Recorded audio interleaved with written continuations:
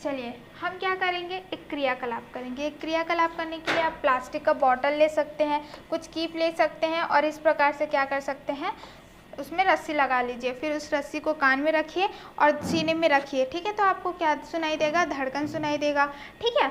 और एक और आप क्या कर सकते हैं, हृदय को गिनने के लिए आप क्या कर सकते हैं, लेफ्ट हैंड साइड के इस ऐसे करेंगे तो आपको क्या सुनाई देगा, आवाज़ सुनाई देगा, ठीक है। ये जो आवाज़ हो रहा है वो बेसिकली क्या है, आपके धड़कन, हृदय की धड़कन है, ठीक है। क्या है, आपकी धड़कन।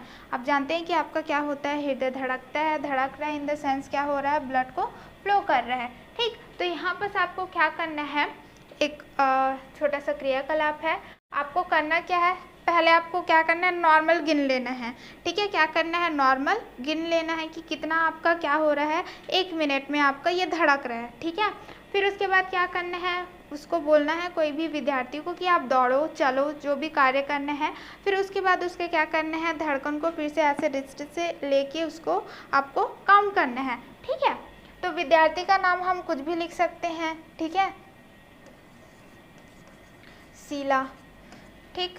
तो हृदय की धड़कन प्रति मिनट मान के चलिए, अगर आप एवरेज देखते हैं, है ना, कोई सभी की 1 मिनट में कितना धड़कता है, तो कितना धड़कता है, 60 से 100 बार वो क्या करता है, 1 मिनट में धड़कता है। तो हम इससे 60 से 100 में कोई सा भी एवरेज ले सकते हैं। तो मान के चलिए हम ले रहे हैं यहाँ पर 70, ठीक है। दौड़ने के पश्चात हृदय की धड़कन प्रति मिनट कितनी हो सकती है आपकी, हम ले सकते हैं 110 बाय चांस, ठीक है। आप ये कर सकते हैं।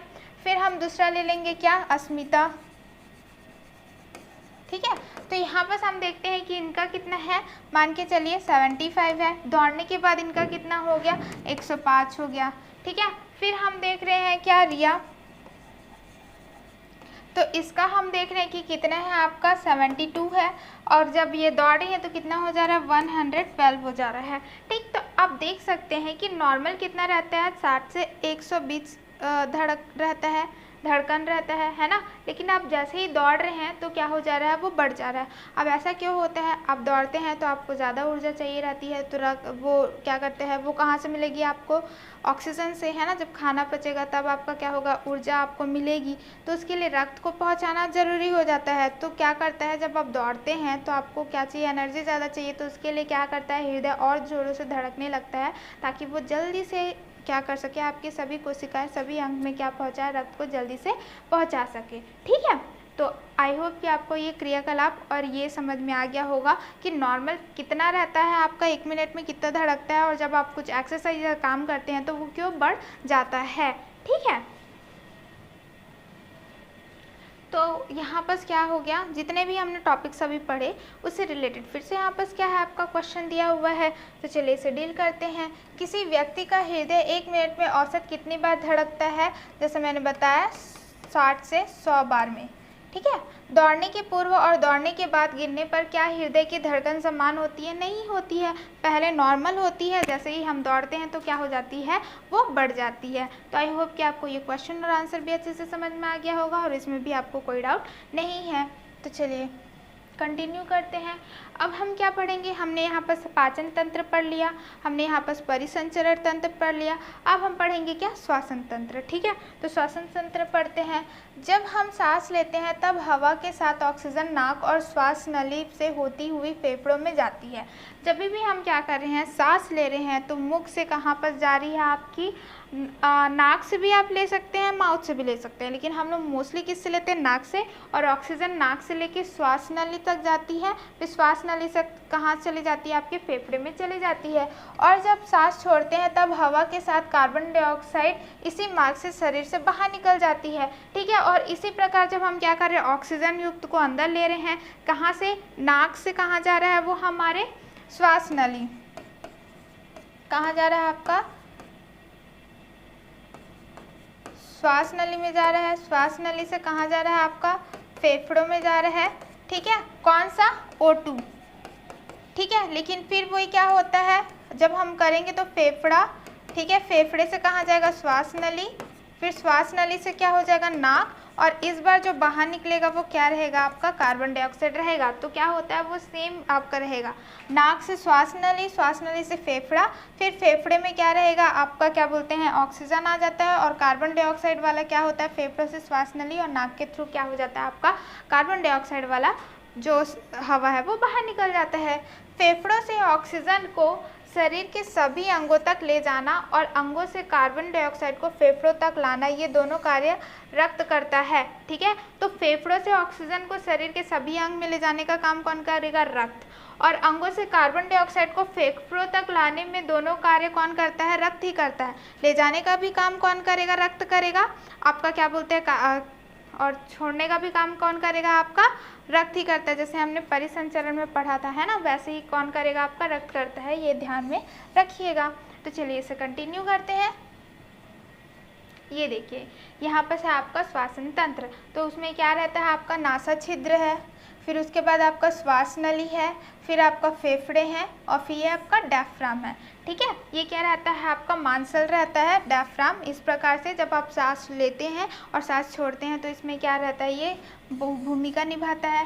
ठीक है, और ये फेफड़ा है ना, फेफड़े में आपका क्या रहता है, वायु कक्ष रहता है, और क्या रहता है, ब्रोंकियल, एल्वियोली, ये सारी चीज़ें आपको फेफड़ों के अंदर देखने को मिल जाएंगे। ठीक है, आपको ये देखिए इस प्रकार से, क्लियर इतना। तो आई होप कि आपको ये समझ में आ गया होगा।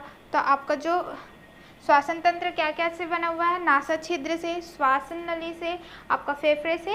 ठीक है, तो चलिए, क्या आप जानते हैं शरीर के अंदर पेट और छाती के मध्य पेशियां से बना एक पर्दा होता है जिसे मध्यपट डायफ्राम कहते हैं। ठीक है, तो शरीर के अंदर पेट और छाती के मध्य एक पेशियां पाई जाती है जो क्या कहलाती है, आपकी मध्यपट कहलाती है या फिर डायफ्राम। यह श्वास क्रिया में सहायता करता है। ठीक है, जब आप सांस ले रहे हैं या फिर सांस छोड़ रहे हैं उसमें क्या करेगा, ये सहायता रहता है। हमारी नाक में छोटे छोटे बाल व चिपचिपा श्लेष्मा पाया जाता है जो धूल व कणिकाओं को आंतरिक अंगों तक जाने से रोकता है। ठीक है, आप नाक में देख सकते हैं कि आपको बहुत सारे चिपचिपा पदार्थ देखने को मिलते हैं जिसे हम कहते हैं श्लेष्मा, और बहुत सारे बाल रहते हैं। उसका काम क्या रहता है, जो भी आपके डस्ट पार्टिकल्स हैं, है ना, जो धूल है या फिर कीटाणु है, उसे रोकने का वो वहाँ पर काम करता है।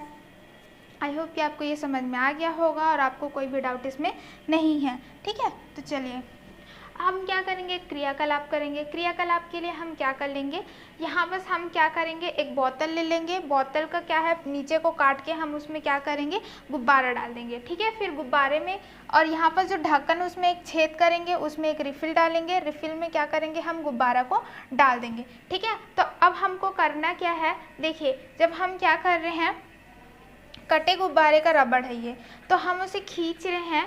ठीक है, तो खींच रहे हैं तो आप देख सकते हैं कि जो गुब्बारा है वो क्या हो रहा है, फूल रहा है ना। अगर हम यहाँ पर आप देखेंगे जो इसे ऊपर कर रहे हैं तो ये जो गुब्बारा है वो क्या हो रहा है, आपका क्या हो रहा है, फुसक रहा है ना। तो ऐसा क्यों होता है, ठीक है, तो यहाँ पर क्या होता है, जब भी आप सांस लेते हैं जो आपका डायफ्राम है वो क्या हो जाता है, आपका नीचे हो जाता है इस प्रकार से, और जो आपका वक्ष है, मतलब कि जो आपका चेस्ट कैविटी है वो क्या हो जाता है, ऐसे बाहर निकल जाता है, जिससे क्या होता है, जो वायु का दाब है वो क्या हो जाता है, कम हो जाता है। और वायु का दाब कम होने की वजह से क्या होता है, वायु नाक से होकर हमारे फेफड़ों की तरफ चले जाती है। तो ये गुब्बारा एक्चुअली में यहाँ काम क्या कर रहा है, फेफड़े का काम कर रहा है। ये जब आप नीचे खींच रहे हो, है ना, तो डायफ्राम नीचे हो रहा है और हमारा वक्ष जो चेस्ट कैविटी वो इस प्रकार से फूल जाता है, जिससे वायु का दाब कम होता है, और वायु के दाब कम होने की वजह से हवा अंदर आ जाता है। जस्ट उसका अपोजिट होता है यहाँ।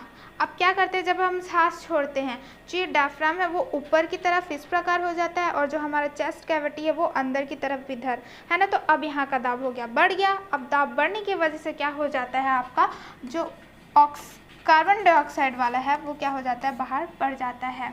ठीक है, तो आई होप कि आपको ये समझ में आ गया होगा, आपका किस प्रकार से फंक्शन करता है वो भी आपको समझ में आ गया होगा, और इसमें भी आपको कोई डाउट नहीं है। ठीक है, तो चलिए जब हम क्या करेंगे, वो क्रियाकलाप करेंगे तो क्या क्या रहेगा। देखिए यहाँ पर क्या है, नली का बाहरी मुंह नाक, ठीक है, नली का लंबा भाग श्वास नली, ये क्या है आपका, ये नाक कहला रहा है। आपका ये जो है वो क्या कहला रहा है, आपका श्वास नली कहला रहा है।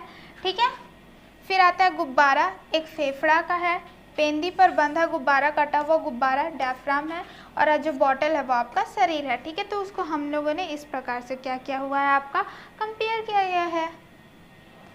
ठीक है, तो आई होप कि जब हम कंपेयर कर रहे हैं तो नाक से क्या हो रहा है, श्वास नली में जा रहा है, श्वास नली से फेफड़े में जा रहा है, डायफ्राम नीचे की ओर हो रहा है, और हमारा क्या हो रहा है, ऑक्सीजन अंदर। जैसे ही क्या हो रहा है, ये ऊपर हो रहा है, दाब क्या हो गया, वायु का ज़्यादा हो गया, ज़्यादा होने की वजह से वो श्वास नली से नाक से वो क्या हो जाएगा, बाहर की ओर चले जाएगा। आई होप कि उसमें आपको कोई डाउट नहीं है। अब हम क्या करेंगे, क्रियाकलाप 4। तो क्रियाकलाप 4 में हमको क्या चाहिए, क्षारीय फिनोप्थेलिन। तो मैंने बहुत बार बता चुका है कि क्षारीय फिनोप्थेलिन क्या होता है। जो फिनोप्थेलिन होता है वो आपका होता है सूचक, जिससे हमको पता चलता है कि कोई सा पदार्थ अम्ल है, कौन सा पदार्थ आपका क्षारीय है ना। तो यहाँ पर क्षारीय फिनोप्थेलिन मतलब ये यहाँ बस ये है कि इसमें क्या है, बेस आपका क्षार मिला हुआ है। जब आपका क्षार मिला हुआ रहता है फिनोप्थेलिन में, तो वो कैसा हो जाता है, आपका पिंक कलर का हो जाता है। तो ये जो है आपका, हमने 2 परत नली ले ली है। 2 परत नली में हमने क्या किया है, क्षारीय विलयन लिया है, मतलब कि ये क्या है, पिंक कलर का है। ठीक है, एक को दे दिया है आ नाम, दूसरे को दे दिया है हमने बा नाम। तो आप कैसे बना सकते हैं, फिनोप्थेलिन लीजिए, है ना, खाने का सोडा आप डाल सकते हैं, या फिर आपका क्या बोलते हैं, वॉशिंग सोडा डाल सकते हैं, है ना, साबुन डाल सकते हैं, जैसे भी आप डाल के क्या कर सकते हैं, क्षारीय फिनोप्थेलिन बना सकते हैं। अब उसको क्या करते हैं, सेम क्वांटिटी को आप क्या करेंगे, दोनों में बराबर बांट लेंगे, एक को आ एक को बा। अब क्या करेंगे, हम एक पाइप रख लेंगे, है ना, रिफिल ले सकते हैं, पाइप ले सकते हैं, या स्ट्रॉ ले सकते हैं। और आपको क्या करना है, जो बा वाला है ना, तो बा वाले में हमको क्या करना है, फूंकना है। जब हम फूकेंगे, है ना, तो यहाँ पर सब क्या देखेंगे, ये हवा अंदर जा रहा है, बुलबुला हो रहा है, तो आपको क्या परिवर्तन दिखाई देगा वो आपको बताना है। ठीक है, तो आप देखेंगे कि जब क्या है, ये पिंक का पिंक ही रहेगा, लेकिन ये जो पिंक है वो क्या हो जाएगा, आपका फिर से रंगहीन हो जाएगा। अब यहाँ पर क्वेश्चन होता है कि रंगहीन क्यों होगा, क्योंकि हमने जब फूका, तो फूकने से क्या हो गया, आपका कार्बन डाइऑक्साइड अंदर चले गया। अब कार्बन डाइऑक्साइड क्या है, आपका अम्ल है। ठीक है, जब अम्ल और क्या बोलते हैं, क्षार एक साथ मिलते हैं तो वो क्या बनाते हैं, आपका न्यूट्रल हो जाते हैं, मतलब कि एक दूसरे को काट देते हैं ना। अब वो अम्ल है ना, वो अब क्षार है, इसलिए वो कैसे हो जाते हैं, आपके रंगहीन हो जाते हैं। जिससे हमें पता चलता है जब हम क्या करते हैं, फूंक रहे हैं या फिर सांस छोड़ रहे हैं, तो उसमें क्या मिला रहता है, आपका कार्बन डाइऑक्साइड बाहर निकलता है। तो आई होप कि आपको ये क्रियाकलाप अच्छे से समझ में आ गया होगा और इसमें आपको कोई डाउट नहीं है। ठीक है,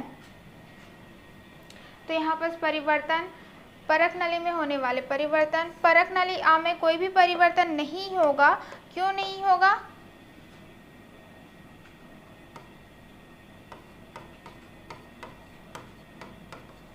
क्योंकि हमने उसमें कुछ नहीं किया है।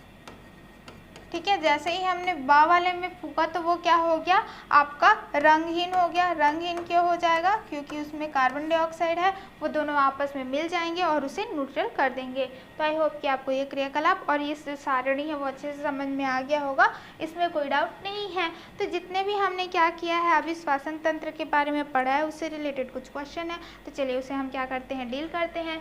मुंह से सांस क्यों नहीं लेना चाहिए। ठीक है, मुंह से सांस आपको क्यों नहीं लेना चाहिए, क्योंकि आप जब मुंह से सांस लेंगे तो बहुत सारे क्या रहते हैं, आपको हवा आएगा, है ना, हवा के साथ बहुत सारे आपके धूल और कीटाणु जीवाणु भी क्या हो जाएंगे, आपके शरीर के अंदर चले जाएंगे। इसलिए हमें मोस्टली क्या देना चाहिए, नाक से सांस लेना चाहिए, क्योंकि नाक में क्या रहता है, बाल रहते हैं और श्लेष्मा रहते हैं, जो जीवाणु और आपके जो धूल रहते हैं उसे रोकने का काम करते हैं, है ना। वो आपका जो मुंह है वो काम नहीं कर पाएगा।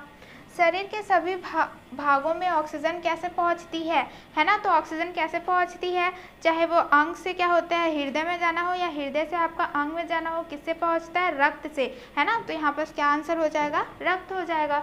श्वसन तंत्र के प्रमुख अंगों के नाम लिखिए। क्या क्या हो जाएगा, आपका नाक हो जाएगा, श्वास नली हो जाएगा, फेफड़ा हो जाएगा सॉरी, आप डायफ्राम भी लिख सकते हैं। क्लियर। श्वसन तंत्र का नामांकित चित्र बनाइए। ठीक है, तो आप ये कुछ इस प्रकार से आप बना सकते हैं, है ना। तो यहाँ पर क्या रहेगा, नाक लिख सकते हैं, फिर आप क्या लिख सकते हैं, श्वसन नली, फिर आप क्या लिख सकते हैं, फेफड़ा। ठीक है, यहाँ पर क्या रहेगा, डायफ्राम, डायफ्राम आप इस प्रकार से कुछ बना सकते हैं, ठीक है। तो आई होप कि आपको ये समझ में आ गया होगा और कोई भी डाउट आपको नहीं है। तो चलिए आगे देखते हैं। आगे है आपका उत्सर्जन तंत्र, ठीक है। मतलब जो भी हमने खाया पचाया पूरे शरीर में क्या हो गया, आपका पहुंच गया रक्त के द्वारा। अब वो जो अपशिष्ट पदार्थ बनेंगे उसे हम बाहर कैसे निकालेंगे उसे हम थोड़ा सा यहाँ पर देखेंगे, ठीक है। तो चलिए, हमारे शरीर में विभिन्न क्रियाओं के फलस्वरूप अनेक हानिकारक या अपशिष्ट पदार्थ बनते हैं। बहुत सारे क्रियाएं हो रही हैं, जैसे हमने 3 तो पढ़ लिया, सांस लेना, सांस छोड़ना हो रहा है, आपका रक्त का एक जगह से दूसरे जगह जाना हो रहा है, भोजन का पचना हो रहा है। तो आप देख सकते हैं कि बहुत सारे क्रियाएं क्या होती है, निरंतर आपके शरीर में होती रहती है। तो जब ये क्रियाएँ हो रही हैं तो क्या होता है, आपका अपशिष्ट पदार्थ भी बनेगा। जैसे आप खाना भी बनाते तो बहुत सारे कचड़े आपको बाहर निकलते दिखाई देंगे, तो वैसे ही हमारे शरीर में भी बहुत सारी चीज़ें हो रही हैं, तो उसमें भी हमें क्या मिलेगा, बहुत सारे अपशिष्ट पदार्थ जो कि क्या है हमारे बॉडी के अंदर अगर रहेंगे तो हमारे लिए बहुत ज़्यादा क्या हो जाएगा, हानिकारक हो जाएगा, है ना। तो इन पदार्थों के शरीर से इकट्ठा होने से हमारे स्वास्थ्य पर बुरा प्रभाव पड़ता है ना। अगर इकट्ठा हो गया और बहुत टाइम तक रहे तो हमारे लिए तो बहुत ही ज़्यादा क्या हो जाएगा, हानिकारक हो जाएगा। इन पदार्थों को शरीर से बाहर निकालना उत्सर्जन कहलाता है। और ये जो गंदगी है ना, ये जो अपशिष्ट पदार्थ है उसी को जब हम अपने बॉडी से बाहर निकाल देते हैं तो वो क्या कहलाता है, हमारा उत्सर्जन कहलाता है। हमारा शरीर अपशिष्ट पदार्थों का उत्सर्जन अनेक रूपों में करता है। अगर हम अपने शरीर की बात करें तो अलग अलग प्रकार से कार्य होते हैं, तो अलग अलग अपशिष्ट पदार्थ पड़ते हैं, तो अलग अलग तरीके से वो क्या होते हैं, हमारे शरीर से बाहर निकलते हैं। जैसे देखिए, मलाशय में एकत्रित होने वाला मल ठोस गुदद्वार से, है ना। तो यहाँ पर बोला जा रहा है जो मलाशय से क्या होता है, आपका एकत्रित होने वाला जो मल है ना, जो ठोस रहता है वो कहाँ से निकलता है, आपका गुदद्वार से निकलता है, ठीक है। अगर हम कार्बन डाइऑक्साइड बोले, वो क्या है, आपका गैस है, वो कहाँ से निकलता है, क्या बोलेंगे, नाक से निकल जाएगा, ठीक है। फेफड़ों से नाक तक के से पसीना द्रव त्वचा से, है ना। अगर हमारा पसीना देखते हो आप, तो पसीना भी एक प्रकार का अपशिष्ट पदार्थ है जो कहाँ से निकल जाता है, त्वचा से निकल जाता है, उत्सर्जित किया जाता है। तो अलग अलग प्रकार से अलग अलग अपशिष्ट पदार्थ क्या होते हैं, अलग अलग अंगों के द्वारा निकल जाते हैं। शरीर का एक अन्य अपशिष्ट पदार्थ मूत्र है, ठीक है। अगर हम देखें तो क्या रहता है, एक मूत्र भी हमारा अपशिष्ट पदार्थ है। इसको उत्सर्जित करने के लिए शरीर में मूत्र उत्सर्जन तंत्र पाया जाता है और उसी को बाहर निकालने के लिए अलग से तंत्र बना गया है, उसे ही हम क्या कहते हैं, मूत्र उत्सर्जन तंत्र कहते हैं, है ना। जिसमें एक जोड़ी वृक्क, एक जोड़ी वाहिनियाँ, मूत्राशय, मूत्र मार्ग पाए जाते हैं। अगर हम अंग की बात करें तो क्या क्या होंगे, 2 जोड़ी वृक्क, है ना, मतलब किडनी आपने सुना होगा, एक जोड़ी वाहिनियाँ, यूरेटर, है ना, मूत्राशय, यूरिनरी ब्लैडर, और मूत्र मार्ग, यूरेथ्रा, ठीक है। ये क्या रहते हैं, आपके मूत्र उत्सर्जन तंत्र के क्या है, प्रमुख अंग हैं, ठीक है। तो चलिए इसे क्या करते हैं, डायग्राम से देखते हैं। तो देख सकते हैं 2 आपका क्या है, वृक्क है ना। ये क्या है, आपका मूत्र वाहिनी है, फिर क्या है, आपका मूत्राशय है, और ये क्या है, आपका मूत्र मार्ग है, ठीक है। तो आई होप कि आपको ये दिख रहा होगा, ये कुछ इस प्रकार से रहते हैं और फिर वहाँ क्या हो जाएगा, आपका मूत्र क्या रहेगा, बाहर निकल जाएगा। तो आई होप कि आपको ये डायग्राम समझ में आ गया होगा, इसमें भी आपको कोई डाउट नहीं है, ठीक है। तो चलिए इसे और कंटिन्यू करते हैं। वृक्क का मुख्य कार्य रक्त में से हानिकारक पदार्थों को अलग कर मूत्र का निर्माण करना है। तो अगर हम इस वृक्क की बात करते हैं तो क्या करेगा, रक्त से जो भी हानिकारक चीज़ है उससे निकालेगा और मूत्र को बनाएगा और उसको क्या करेगा, बाहर निकालेगा, ठीक है। हानिकारक पदार्थों को अलग कर मूत्र का निर्माण करना है। आई होप कि आपको ये समझ में आ गया होगा, इसमें भी कोई डाउट आपको नहीं है। तो इनके उत्तर दीजिए। जो भी हमने टॉपिक पढ़ा उससे रिलेटेड क्या रहेगा, यहाँ पर आपको क्वेश्चन दिया गया है। तो चलिए इसे डील करते हैं। तो पहला क्या है, क्या होगा यदि उत्सर्जित पदार्थ शरीर के अंदर ही रह जाएंगे। जो भी आपके अपशिष्ट पदार्थ हैं अगर आपके अंदर रहेंगे वो आपके लिए क्या रह जाएंगे, हानिकारक रहेंगे।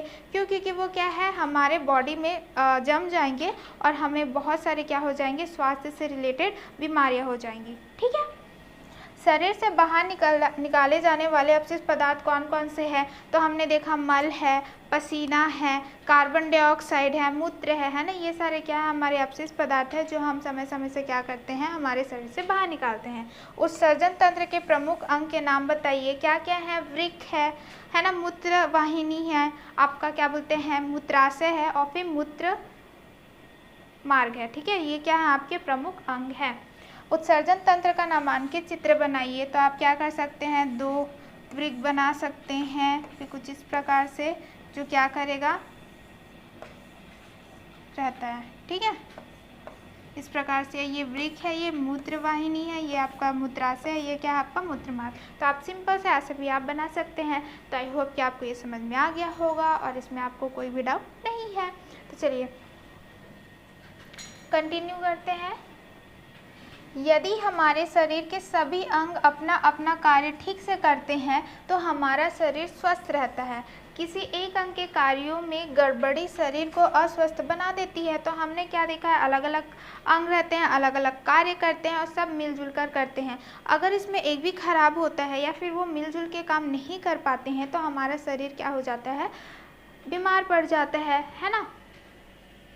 इसी प्रकार यदि समाज के सभी सदस्य अपने अपने कार्य ठीक तरह से करें तो समाज में शांति व्यवस्था बनी रहती है, ठीक है। तो उसी का हमारे शरीर का एग्जाम्पल देते हुए यहाँ पर बोला गया है कि समाज में अलग अलग प्रकार के व्यक्ति रहते हैं। अगर वो सारे मिलजुल करके काम करेंगे तो हमारा समाज भी कैसा रहेगा, शांतिपूर्वक रहेगा। किसी एक सदस्य या समूह के कार्यों में गड़बड़ी समाज की शांति को भंग कर देती है। जिस प्रकार अगर हमारा शरीर मिलजुल कर काम नहीं करेगा तो हम अस्वस्थ बन जाएंगे, वैसे ही अगर समाज के अलग अलग व्यक्ति मिलजुल कर काम नहीं करेंगे या एक व्यक्ति भी क्या हो जा रहा है, गड़बड़ कर देगा, तो वो क्या हो जाएगा, हमारे समाज की जो शांति है वो क्या हो जाएगी, भंग हो जाएगी। अतः हमें ऐसा प्रयास करना चाहिए कि समाज में शांति व्यवस्था बनी रहे, है ना। तो हमारा शरीर जैसे एक प्रकार से मिलजुल कर रह के सभी कार्य को सही से करता है, वैसे ही हमें चाहिए कि हमारा समाज भी क्या करे, एक दूसरे से अच्छे से मिलजुल कर काम करे और समाज में शांति को बनाए रखे। तो आई होप कि आपको ये भी अच्छे से समझ में आ गया होगा और इसमें भी कोई डाउट आपको नहीं है। तो चलिए कंटिन्यू करते हैं, ठीक है। अब हम क्या पढ़ेंगे, कंकाल एवं संधियां, है ना, मतलब स्केलेटन, और हमारा पढ़ेंगे बोन्स, ठीक, हड्डियों के बारे में पढ़ेंगे, कंकाल के बारे में पढ़ेंगे। तो चलिए देखते हैं। अपने हाथ तथा पैर के अंगुलियों में दबाकर देखिए क्या महसूस हुआ, ठीक है। अपने पैर को अपने उंगली को दबाइए, अपने, है ना, हाथ को दबाइए, ये दबाइए, तो आपको एक हड्डी, एक कड़क चीज़ मिलेगा, है ना, कठोर चीज़ दिखाई देगा, महसूस होगा। वो क्या रहता है, आपका हड्डियाँ रहती हैं, है ना।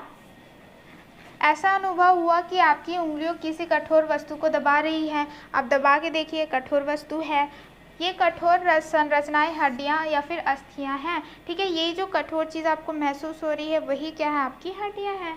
ये हमारे शरीर को सीधा रखने के लिए मजबूत ढांचा प्रदान करती हैं, ठीक है। और ये क्या कर रहा है, हमारा शरीर को क्या करने के लिए, सीधा रखने के लिए। अगर ये नहीं रहेगा तो क्या हो जाएगा, आपका क्या रहेगा, आपका सीधा नहीं रहेगा। बेसिकली वो क्या करता है, ढांचा हमको मजबूत, मतलब कि अपने शरीर को सीधा रखने के लिए, मजबूत बनाने के लिए हमें क्या करता है,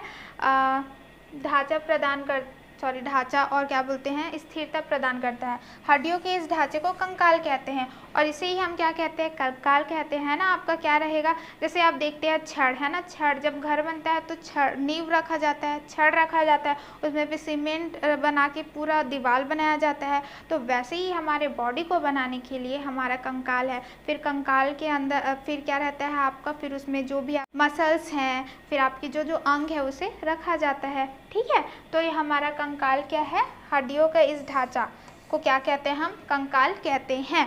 क्लियर इतना, आई होप कि आपको ये समझ में आ गया होगा और इसमें भी आपको कोई डाउट नहीं है। क्रियाकलाप 5, तो आपको करना क्या है क्रियाकलाप 5 में, कि अपने मित्र की सहायता से अपने हाथ पर एक स्केल इस प्रकार बांधे कि आपकी कोहनी स्केल के बीच में रहे। अब अपनी कोहनी को मोड़ने का प्रयास कीजिए। क्या आप कोहनी मोड़ पाएंगे? सोचिए कि स्केल बंधे होने पर कोहनियाँ क्यों नहीं मोड़ पाती है और बंधे ना होने पर क्यों मोड़ पाती है, ठीक है। तो आपको क्या बोल रहा है, आप किसी फ्रेंड की सहायता ले लीजिए और आपके जो देखिए अभी कोहनी हमारा मुड़ जा रहा है, अब स्केल इसमें रख देंगे, अब मोड़ने का प्रयास कीजिएगा तो आप देखेंगे कि वो मुड़ नहीं पा रहा है। तो ऐसा क्यों नहीं मोड़ पा रहा है, क्योंकि यहाँ पर क्या हो जा रहा है, ये जो कोहनी है वहाँ पर क्या है, आपका हड्डियाँ हैं, है ना, दो हड्डियों के बीच का मेल है, ठीक है, जो क्या करता है, आपके हाथ को मूवमेंट को क्या करता है, हेल्प करता है। अगर आप उसे ही रोक देंगे तो वो क्या हो जाएगा, मूवमेंट कर नहीं पाएगा, ठीक है। हम शरीर के उन भागों को ही मोड़ या घुमा पाते हैं जहां दो हिस्से आपस में जुड़े होते हैं, जैसे कोहनी, कंधा या गर्दन। ठीक है, दो हिस्से, जैसे ये आपका कोहनी है, आप यहाँ पर कर सकते हैं, आप पैर हिला पाते हैं, है ना, गर्दन हिला पाते हैं। ये क्यों होता है? क्योंकि आपका दो जो है जो हड्डियां हैं वो आपस में मिलती हैं और आपको क्या करते हैं, मूवमेंट प्रदान करती हैं। ठीक है, इन जोड़ों को संधियां कहते हैं और इसे ही हम क्या कहते हैं, संधियां, मतलब क्या बोलेंगे इंग्लिश में, जॉइंट्स बोलते हैं, क्योंकि वो जोड़ने का काम कर रहे हैं। हमारे सर की कुछ प्रमुख संधियां हैं, आपको दो प्रकार से मोस्टली देखने को मिल जाएंगे। ठीक है, पहले क्या होता है देखते हैं। पहले आपका होता है कंदुक कंकिलाय संधि। ठीक है, यह कंधे और हाथ की हड्डी तथा पैर की हड्डी एवं कूल्हे की हड्डी को जोड़ है। ठीक है, तो ये जो आपका कंदुक कंकिला संधि है वो कहाँ पर मिलेगा, आपका कंधे, तभी आप उसको मूवमेंट कर सकते हैं, है ना। आपका क्या बोलते हैं, हाथ की हड्डी, पैर, इसलिए आप जब हाथ भी हिलाएंगे आप ऐसे नीचे नहीं कर सकते, आप सिर्फ ऊपर क्या कर सकते हैं, एक ही साइड पे कर सकते हैं। पैर भी आप कीजिएगा, आप सिर्फ आगे की और क्या बोलते हैं, पीछे की ओर अच्छे से जाता है, आगे की ओर अच्छे से नहीं जाता है ना। ये सारी चीज़ें क्या, यह कूल्हे की हड्डी को जोड़ने का काम करता है। कौन सा हड्डी, आपका कंदुक कलिका संधि। फिर आता है आपका कब्जा संधि या कोहनी और घुटने में पाई जाती है। ठीक है, यहाँ पर क्या है आपका, देखिए ये जो आपका कंदुक कलिका है, ठीक है, वो आपको पूरा मूवमेंट, आप पूरा हाथ मोड़ सकते हैं। ठीक है, और ये जो आपका पैर है वो पूरा, ये ऐसा करके गोल घुमा सकते हैं, तो उसे हम क्या कहते हैं, कंदुक कलिका संधि। फिर आता है कब्जा। कब्जा मतलब होता है ये जो आप सिर्फ एक बार मूवमेंट करेंगे, जो आपका कोहनी में रहेगा और आपका जो घुटना में रहता है वो वाला। ठीक है, तो आई होप कि आपको ये समझ में आ गया होगा और इसमें भी कोई डाउट आपको नहीं है। ठीक, फिर आता है हमारा तंत्रिका तंत्र। ठीक है, अब हम क्या पढ़ेंगे, तंत्रिका तंत्र के बारे में पढ़ेंगे, जैसे कि आपको मैसेज कहाँ से मिलता है। ठीक है, इसमें हम पढ़ेंगे मस्तिष्क, फिर मेरुरज्जु पढ़ेंगे और संवेदी अंग पढ़ेंगे। तो आप पढ़ चुके हैं कि पाचन तंत्र, परिसंचरण तंत्र, श्वसन तंत्र और उत्सर्जन तंत्र का एक दूसरे से बहुत निकट का संबंध होता है ना। आपस में क्या करते हैं, आप सांस भी ले रहे हैं, आपका हृदय धड़क भी रहा है ना, पाचन की क्रिया भी होती जा रही है, तो ये सारे एक दूसरे के साथ क्या होते हैं, करते रहते हैं, मिलजुल के करते रहते हैं, आपस में दोनों क्या रहते हैं, अच्छे से काम करते रहते हैं, है ना। तो बेसिकली क्या है, आपस में वो क्या कर रहे हैं, आपका निकट संबंध तो है ही, है ना। कब सांस लेना है, कब हृदय धड़कना है, वो सारी चीज़ें तो नियंत्रण हो ही रही है। सोचिए यदि इन तंत्रों में आपसी तालमेल ना रहे तो शरीर पर क्या प्रभाव पड़ेगा। तो आप सोचिए कि अगर तालमेल नहीं बढ़ेगा, ठीक है, आप एक सांस ले ही रहे हैं, सांस ले रहे हैं, हृदय धड़क ना कम हो जा रहा है, तो क्या हो जाएगा, मानिए कि तालमेल है ही नहीं, तो फिर क्या होगा, आप अस्वस्थ हो जाएंगे, है ना। पाचन तंत्र यदि भोजन का पाचन न करे तो क्या भोजन रक्त में मिल पाएगा। तो आपसे यही क्वेश्चन किया गया है कि मान लीजिए कि जो पाचन तंत्र है, ठीक है, वो भोजन को पचा नहीं रहा है तो क्या वो रक्त से मिलेगा। तो जब रक्त में भोजन नहीं रहेंगे तो वो क्या पहुंचाएगा, आपको ऊर्जा कहाँ से मिलेगी, है ना। तो आपस में उन दोनों का क्या होना चाहिए, मिलजुल होना चाहिए। श्वसन तंत्र के द्वारा ऑक्सीजन रक्त में ना मिले तो क्या शरीर को ऊर्जा मिल पाएगी, और श्वसन तंत्र से क्या उनको ऑक्सीजन नहीं मिलेगी तो ऊर्जा कैसे मिलेगी। अतः शरीर के विभिन्न अंगों में तालमेल बनाए रखना जरूरी है। यह तालमेल बनाए रखने का कार्य तंत्रिका तंत्र करता है। तो कब क्या करना है, कब पाचन होना है, कब रक्त में मिलना है, रक्त एक दूसरे से अंग में पहुंचेगा, ये सारी चीज़ें जो तालमेल है ना, वो कौन करने का काम करता है, आपका तंत्रिका तंत्र करने का काम करता है। ठीक है, जो भी मैसेजेस है, सिंपल सा मैसेजेस है, वो कौन पहुंचाता है, आपको तंत्रिका तंत्र। तो चलिए इसे कंटिन्यू करते हैं।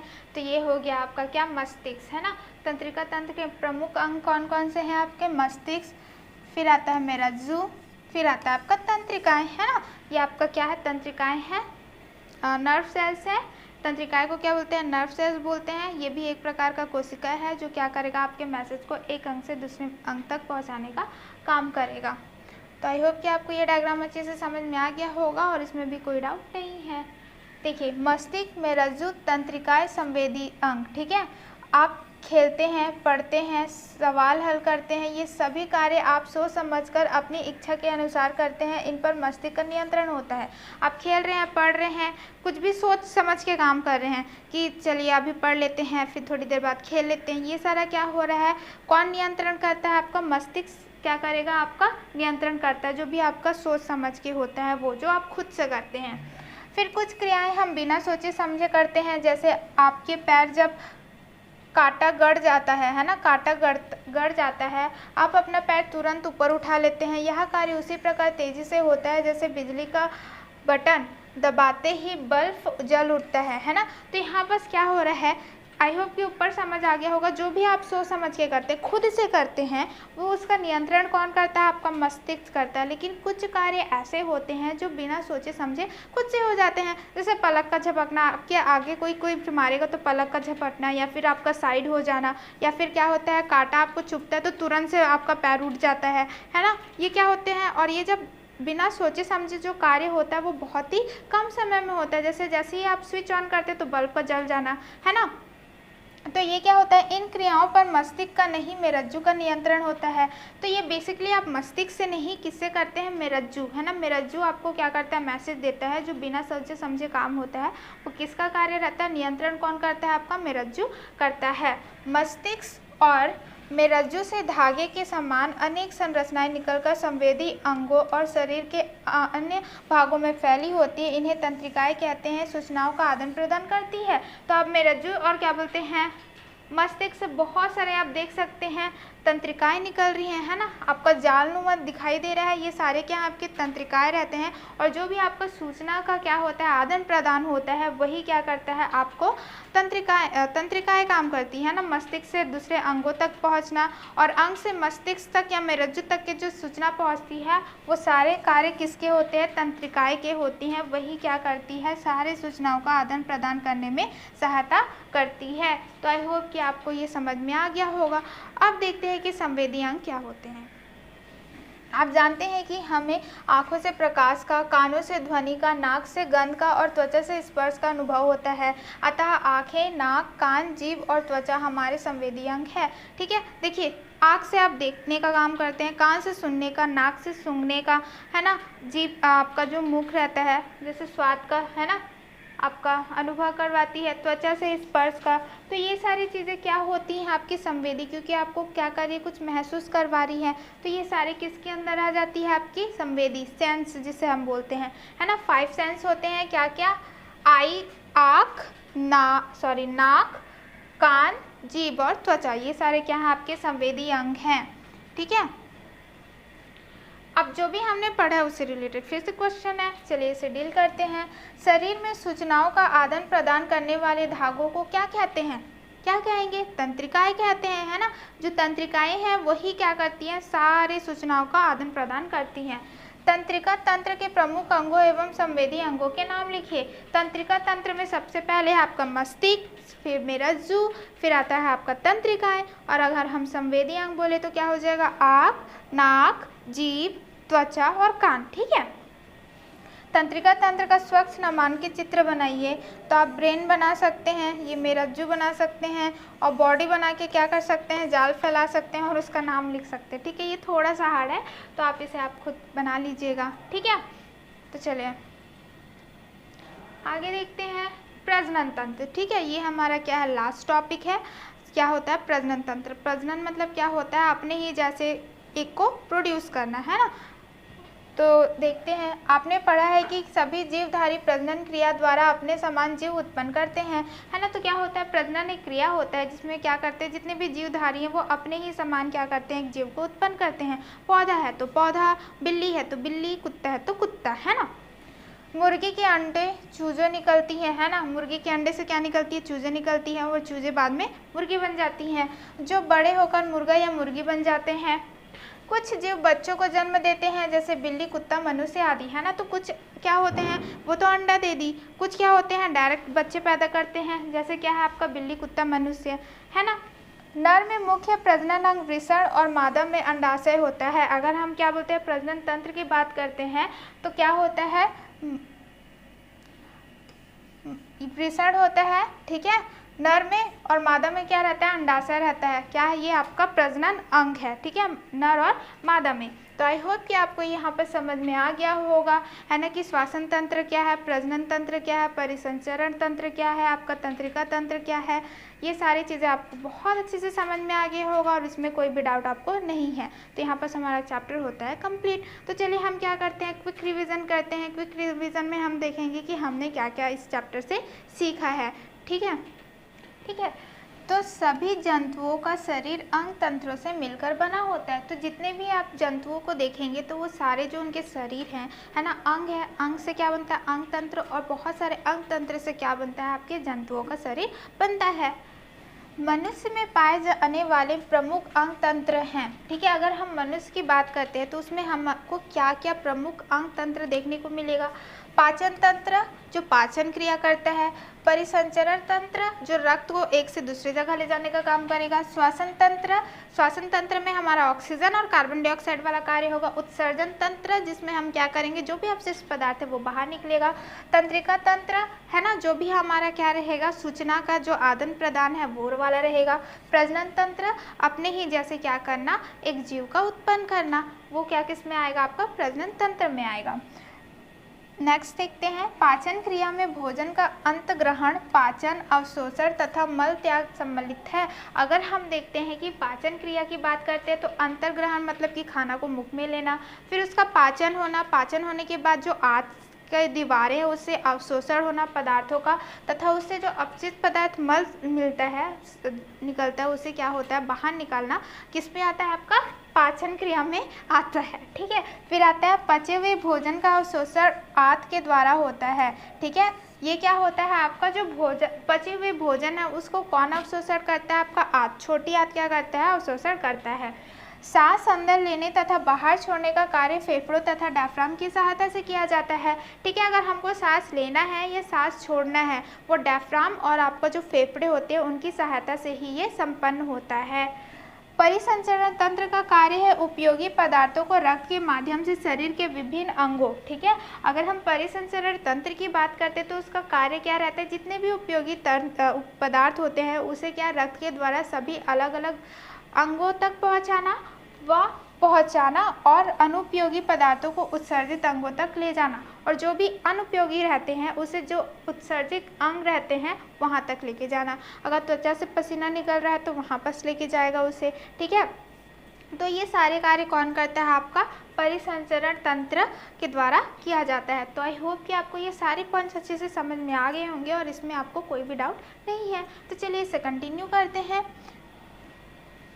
परिसंचरण तंत्र के प्रमुख अंग है हृदय, सिरियां, धमनियां एवं रक्त केशिकाएं। ठीक है, तो इसमें क्या क्या आपका, अगर हम परिसंचरण की बात करते हैं तो उसके अंग क्या क्या रहेंगे, आपका रहेगा हृदय, सिरा, धमनी और रक्त केशिकाएं। ठीक है, मूत्र उत्सर्जन तंत्र के प्रमुख अंग हैं। अगर हम मूत्र उत्सर्जन तंत्र की बात करते हैं तो उसमें हमारा दो विक रहेगा, मूत्र वाहिनियाँ रहती है, मूत्राशय एवं मूत्र मार्ग क्या रहता है, अंग रहता है। फिर आता है तंत्रिका तंत्र के अंग है। अगर हम तंत्रिका तंत्र की बात करते हैं तो उसके क्या क्या अंग है, मस्तिष्क, तंत्रिकाएं, मेरुज्जु और संवेदी अंग, ये सारे मिलके आपके क्या बनाते हैं, तंत्रिका तंत्र बनाते हैं। अनैच्छिक क्रियाएं मेरुज्जु द्वारा संपन्न होती हैं, है ना। जो अनैच्छिक है मतलब कि क्या है, कभी भी आपका काटा हो जा रहा है, कभी आप गर्म चीज़ छू दे रहे हैं, ठंडा चीज़ छू दे रहे हैं, जो आपका हाथ जो तुरंत क्या करता है, काम करता है, वो किसके द्वारा होता है, आपका मेरुज्जु द्वारा संपन्न होता है। सभी जीवधारी प्रजनन के द्वारा अपने समान जीव उत्पन्न करते हैं। तो जितने भी जीवधारी होते हैं वो क्या करेंगे, प्रजनन तंत्र से क्या करते हैं, आपका प्रजनन के द्वारा क्या करते हैं, अपने ही जैसे क्या करते हैं, जीव को उत्पन्न करते हैं। प्रजनन तंत्र के प्रमुख अंग वृषण व अंडाशय है। ठीक है, अगर हम प्रजनन तंत्र की बात करते हैं, किसमें, मनुष्य की बात करें तो क्या रहता है, नर में वृषण रहता है और आपका क्या बोलते हैं, मादा में क्या रहेगा, अंडाशय रहता है। ठीक है, तो आई होप कि आपको ये हमने सीखा और ये जो क्विक रिकैप है वो भी अच्छे से समझ में आ गया होगा और आपको इसमें भी कोई डाउट नहीं है। ठीक है, तो चलिए अब हम क्या करते हैं, अभ्यास करेंगे। अभ्यास करेंगे तो हमें पता चल जाएगा कि हमने इसमें कितना सीखा है। तो सबसे पहले आपका रिक्त स्थानों की पूर्ति कीजिए। ठीक है, तो सबसे पहले हमारे दांत कितने प्रकार के होते हैं? तो हमें पता है कि हमारे दांत जो होते हैं वो 4 प्रकार के होते हैं। हमारे शरीर के ठोस उत्सर्जित पदार्थ को क्या कहते हैं? जो क्या रहता है, हमारा मल, है ना। हम जो ठोस पदार्थ रहता है, जो अपशिष्ट पदार्थ रहता है, उसे हम क्या कहते हैं? मल कहते हैं। आँख एक ब्लैंक अंग है। हम जानते हैं कि जो हमारा आँख है वो क्या हमारा संवेदी अंग है, प्रकाश रोशनी को देखने का काम करता है। ब्लैंक रक्त परिसंचरण तंत्र का प्रमुख अंग है। अगर हम प्रमुख अंग की बात करते हैं तो कौन सा है हमारा? हृदय। हृदय क्या रहेगा? हमारा प्रमुख अंग है रक्त परिसंचरण का। ब्लैंक बच्चे देने वाला जंतु है। तो क्या हो गया? आप मनुष्य लिख सकते हैं, कुत्ता लिख सकते हैं, बिल्ली लिख सकते हैं। तो यहाँ हम क्या लिख सकते हैं? कुत्ता। तो कुत्ता क्या करता है? बच्चे देने वाला जंतु है। तो आई होप कि आपको ये रिक्त स्थानों की पूर्ति कीजिए बहुत अच्छे से समझ में आ गया होगा और इसमें भी आपको कोई डाउट नहीं है। तो चलिए नेक्स्ट देखते हैं। नेक्स्ट है आपका क्या? उचित संबंध, है ना। यहाँ पर आपको ए और आ और बा दे दिया हुआ है, उसमें हम उचित संबंध जोड़ेंगे। लार, तो आपको पता है कि लार क्या करता है? आपका पाचन का काम करेगा, है ना। देखिए श्वसन में कुछ काम नहीं करेगा, प्रजनन में कुछ काम नहीं करता है, पाचन में, है ना। लेकिन हमने देखा जो लार है वो क्या करता है? आपके पाचन में काम करता है। तो ये क्या हो जाएगा? पाचन। फिर आता है आपका फेफड़े। तो फेफड़े क्या काम करेंगे? आपका श्वसन, है ना। हमने देखा था फेफड़े किस में काम करते हैं? श्वसन में। तो इसका सही क्या हो जाएगा? श्वसन। फिर आता है रक्त। तो रक्त क्या काम करता है? आपका प्रजनन, परिसंचरण या फिर उत्सर्जन। तो हम जानते हैं कि जो रक्त है हमारा क्या काम करता है? परिसंचरण में काम करता है। फिर आता है वृक्क। वृक्क किडनी, वो क्या करता है? जो भी अपशिष्ट पदार्थ है जैसे मूत्र है उसे बाहर निकालने में काम करता है। तो इसका सही उत्तर क्या हो जाएगा? उत्सर्जन। फिर आता है वृषण, है ना। तो वृषण क्या होता है? आपका क्या है? नर का प्रजनन अंग है। तो ये क्या हो जाएगा? आपका प्रजनन। फिर आता है मस्तिष्क। तो मस्तिष्क जो भी हम सोच समझकर काम करते हैं वो किसके द्वारा नियंत्रित होता है? मस्तिष्क। तो क्या हो जाएगा इसका सही उत्तर? सोच समझकर काम करना। फिर आता है त्वचा। त्वचा क्या है? हमारा संवेदी अंग है ना। गर्म है, ठंडा है, ये सारी चीज़ें हमें बताता है। तो त्वचा क्या हो जाएगा? संवेदी अंग। तो आई होप कि आपको ये जो सही उचित संबंध है वो भी समझ में आ गया होगा और इस पर भी कोई डाउट आपको नहीं है। तो चलिए हम क्या करते हैं और अभ्यास देखते हैं। हमारा लास्ट अभ्यास है सही उत्तर चुनकर लिखें। तो पहला क्वेश्चन क्या किया गया है? मनुष्य में स्थायी दांतों की संख्या होती है। तो हमने देखा था कि हमारे 2 दांत हमको मिलते हैं, दूध के दांत और फिर स्थायी दांत। तो यहाँ बस पूछा गया है जो स्थायी दांत है वो कितने होते हैं? आपका 20, 28, 30 या 32। तो हमने देखा है कि कितने होते हैं? 32 होते हैं। तो सही उत्तर क्या हो जाएगा? 32। अंगों से हृदय तक रक्त ले जाने वाली वाहिनियां हैं। ठीक है, देखिए अंगों से हृदय, है ना, मतलब अंगों से हृदय तक रक्त ले जाती है और फिर क्या करते हैं? हृदय से अंगों तक ले जाने का काम करती है। तो अंगों से हृदय तक रक्त ले जाने वाली जो वाहिनी होती है वो क्या होती है? सीरा होती है। तो सही उत्तर क्या हो जाएगा इसका? सीरा। फिर नेक्स्ट आता है तंत्रिका तंत्र का प्रमुख अंग है। ठीक है, कौन सा आपका तंत्रिका तंत्र का प्रमुख अंग है? मस्तिष्क, हृदय, वृक्क या त्वचा। तो हमने क्या पढ़ा था? जो मस्तिष्क है वही उसका क्या है? प्रमुख अंग है। फिर चौथा आता है रक्त से अपशिष्ट पदार्थों को छानकर मूत्र के रूप में किस अंग के द्वारा अलग किया जाता है? हमने ये अलग से पढ़ा हुआ था। तो इसका क्या होता है? आपका वृक्क, है ना। तो सही उत्तर क्या हो जाएगा? आपका वृक्क। जो किडनी है वही रक्त से जो अपशिष्ट पदार्थ है उसे बाहर निकालता है। निम्न में से संवेदी अंग नहीं है। ठीक है, कौन सा ऐसा है जो संवेदी अंग नहीं है? नेत्र होते हैं, दांत नहीं होते। तो सही उत्तर क्या हो जा रहा है? आपका दांत। ठीक है, तो आई होप कि आपको ये अभ्यास भी समझ में आ गया होगा और इसमें भी कोई डाउट नहीं है। यहाँ पर हमारा होता है चैप्टर समाप्त। अब हम आपको मिलेंगे नेक्स्ट वीडियो में नेक्स्ट चैप्टर के साथ। धन्यवाद।